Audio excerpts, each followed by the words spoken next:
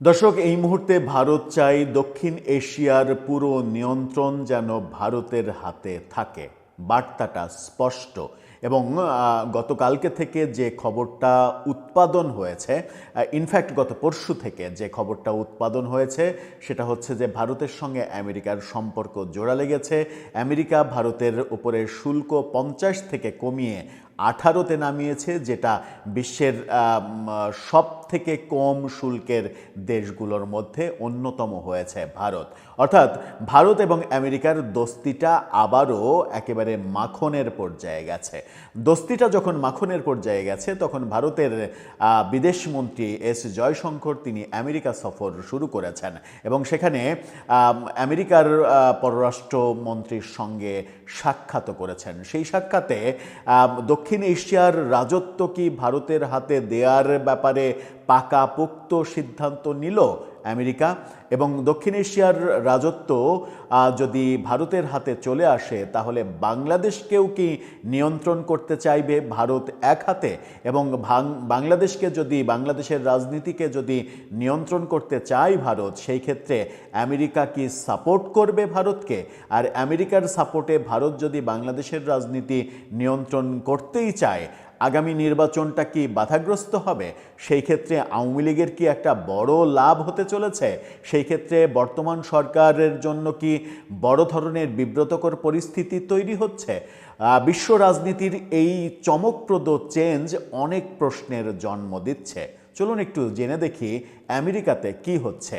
Jaishankar, Marco Rubio তারা meeting করে কি সিদ্ধান্ত নিচ্ছেন, তাদের সম্পর্ক কতটা এগোলো, ভারতীয় যে আধিপত্য এই অঞ্চলে সেই আধিপত্য কতটা তারা বিস্তার করতে পারবে, সেই ক্ষেত্রে আমেরিকাকে তারা কতটা সাথে পাচ্ছে।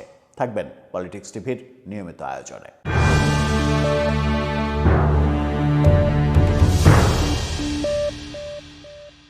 দর্শক, বলছিলাম ভারত এই অঞ্চলের একচ্ছত্র আধিপত্য চাই, এটাই ভারতের টার্গেট। এটা এখন আর কোনো গোপন ব্যাপার নয়, এটা ওপেন সিক্রেট। আর যদি এই অঞ্চলের আধিপত্য আমেরিকার সাপোর্টে ভারত নিজের নিয়ন্ত্রণে নিতে পারে, তাহলে সব থেকে বেশি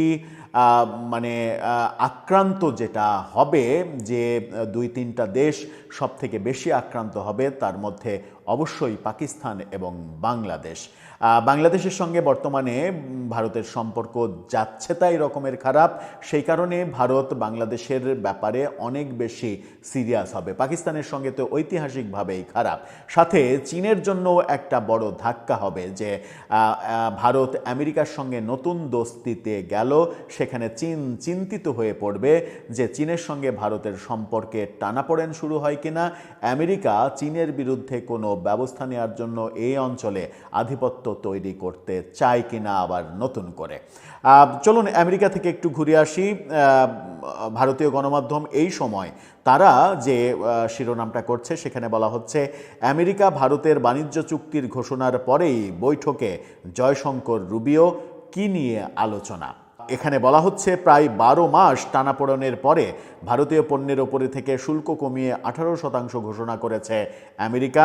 এই আবহে ওয়াশিংটনে মার্কিন বিদেশমন্ত্রী মার্কো রুবিওর সঙ্গে বৈঠক করেছেন ভারতের বিদেশমন্ত্রী এস জয়শঙ্কর। এনার্জি ও পারমাণবিক সহযোগিতা থেকে শুরু করে গুরুত্বপূর্ণ খনিজ ও প্রতিরক্ষা সংক্রান্ত বিষয়ে দ্বিপাক্ষিক আলোচনার জন্যই এই বৈঠক বলে জানা গেছে। এর মধ্যে খুবই গুরুত্বপূর্ণ একটা ব্যাপার রয়েছে, সেটা হচ্ছে প্রতিরক্ষার ব্যাপার। ইতিমধ্যেই ভারতের সঙ্গে আমেরিকার যে প্রতিরক্ষা চুক্তি সেগুলো আমরা জানি। নতুন করে ব্যবসায় যে পণ্যের উপরে যে 18% শুল্ক আরও 50 থেকে নামিয়ে 32% কমিয়ে দিয়েছে আমেরিকা, এটা একটা নতুন বার্তা এবং ভারতের এই অঞ্চলের আধিপত্য যে নিশ্চিত হচ্ছে এই বার্তাটা সেটাই প্রমাণ করে। সেখানে বলা হচ্ছে, জয়শঙ্কর এক্সে একটি পোস্টে লিখেছেন, আজ বিকেলে মার্কিন পররাষ্ট্রমন্ত্রী রুবিওর সঙ্গে দেখা করে আনন্দিত। আমাদের মধ্যে ভারত মার্কিন কৌশলগত সহযোগিতা নিয়ে একটি বিস্তারিত আলোচনা হয়েছে, যার মধ্যে বাণিজ্য, পারমাণবিক শক্তি, গুরুত্বপূর্ণ খনিজ, প্রযুক্তি এবং প্রতিরক্ষা সংক্রান্ত বিষয় অন্তর্ভুক্ত ছিল। উল্লেখ্য, এর আগে বিদেশমন্ত্রী জয়শঙ্কর মার্কিন ট্রেজারি সেক্রেটারি স্কট বেসেন্টের সঙ্গে দেখা করেন। সেখানে উভয় নেতা ভারত আমেরিকা অর্থনৈতিক সম্পর্ক এগিয়ে নিয়ে যাওয়া এবং দুই দেশের মধ্যে কৌশলগত সহযোগিতার জোরদার করার বিষয়ে আলোচনা করেছেন। 2 ফেব্রুয়ারি রাতে ভারতের সঙ্গে আমেরিকার বাণিজ্য চুক্তির কথা ঘোষণা করেন মার্কিন প্রেসিডেন্ট ডোনাল্ড ট্রাম্প। এর আগেই ভারতের প্রধানমন্ত্রী নরেন্দ্র মোদীর সঙ্গে ট্রাম্পের ফোনে কথা হয় এবং সেই ফোনে কথার পরে বন্ধুত্বটা জোড়া লাগে।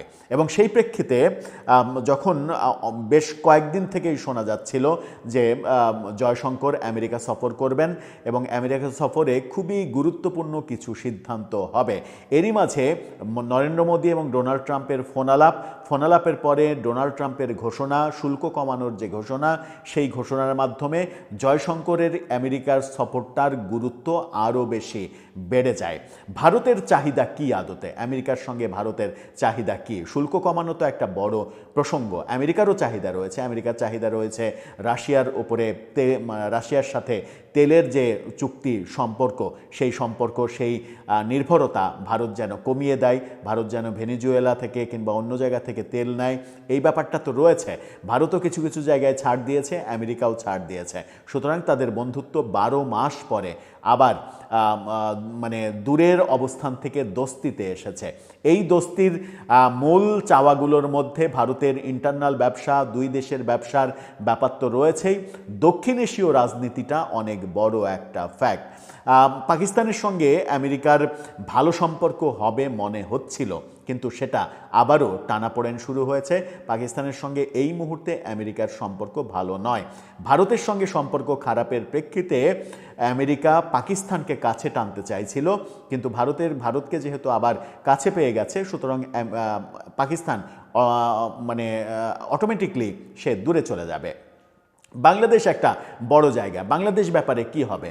বাংলাদেশ ব্যাপারে একটা বড় সিদ্ধান্ত যেটা হবে সেটা হচ্ছে যে ডোনাল্ড ট্রাম্প শপথ নেওয়ার পরেই যে কথাটা বলেছিলেন যে বাংলাদেশের ব্যাপারটা আমার বন্ধু নরেন্দ্র মোদীর ওপরে ছেড়ে দিলাম, এই যে কথা, ওই কথা আবারও ফিরে আসার সম্ভাবনা রয়েছে। যদি বাংলাদেশের প্রসঙ্গটা নরেন্দ্র মোদীর ওপরে ছেড়ে দেন ডোনাল্ড ট্রাম্প, তাহলে আমেরিকা জামাতের সঙ্গে বন্ধুত্ব করতে চাইছে, জামাতকে ক্ষমতায় নিয়ে আসতে চাইছে, এই যে খবরগুলো ওয়াশিংটন পোস্টের খবরের মাধ্যমে ছড়িয়ে পড়েছিল, সেই খবরগুলোর অবসান ঘটবে। কারণ ভারত কোনোভাবেই এই অঞ্চলে ইসলামপন্থী শক্তির উত্থান হোক এটা চাইবে না, কারণ সেটা তারা মনে করে তাদের নিরাপত্তার জন্য একটা বড় হুমকি হবে।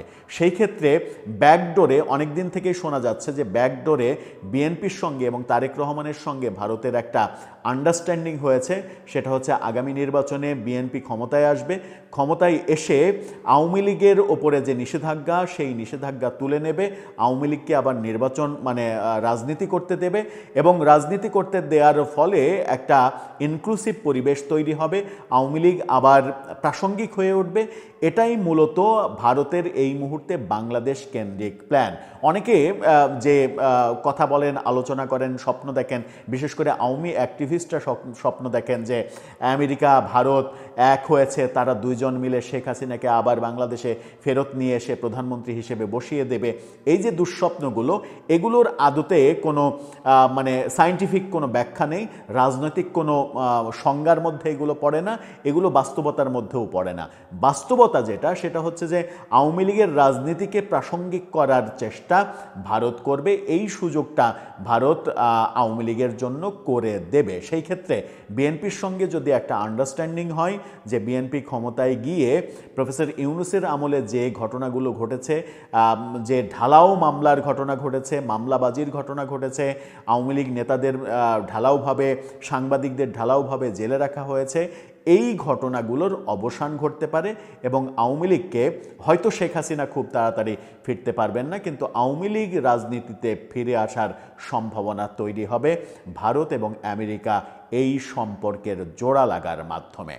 আগামী নির্বাচন হবে কি হবে না, এই প্রসঙ্গে যথেষ্ট সন্দেহ বিভিন্ন পক্ষের রয়েছে। অনেকে আলোচনা করেন 6, 7, 8 ফেব্রুয়ারি এই সময়টার মধ্যে একটা ক্যাওয়াজ তৈরি হতে পারে বাংলাদেশের নির্বাচনকে কেন্দ্র করে, কিন্তু সেটা যদিও হয় তার সঙ্গে আওয়ামী লীগের কোনো সম্পর্ক থাকবে বলে আমার মনে হয় না। সেটা যদি হয় তাহলে এক্সিস্টিং দলগুলোর মধ্যেই একটা ক্যাওয়াজ তৈরি হবে, স্বার্থের একটা দ্বন্দ্ব তৈরি হবে। দ্বন্দ্ব তৈরি হওয়ার ফলে কোনো একটা পক্ষ যদি মনে করে তারা নির্বাচনে হয় প্রেশার ক্রিয়েট করে কিংবা মেকানিজম করে নির্বাচনে জিততে পারবে না, ক্ষমতায় যেতে পারবে না, তাহলে তারা নির্বাচন বয়কট করা কিংবা নির্বাচন বানচাল করা, নির্বাচন পিছিয়ে দেয়া, এরকম অনেক কিছু করতে পারে। দর্শক, সব মিলিয়ে আপনার মনোভাব কি, আপনার মত কি জানিয়ে লিখতে পারেন আমাদের কমেন্ট বক্সে।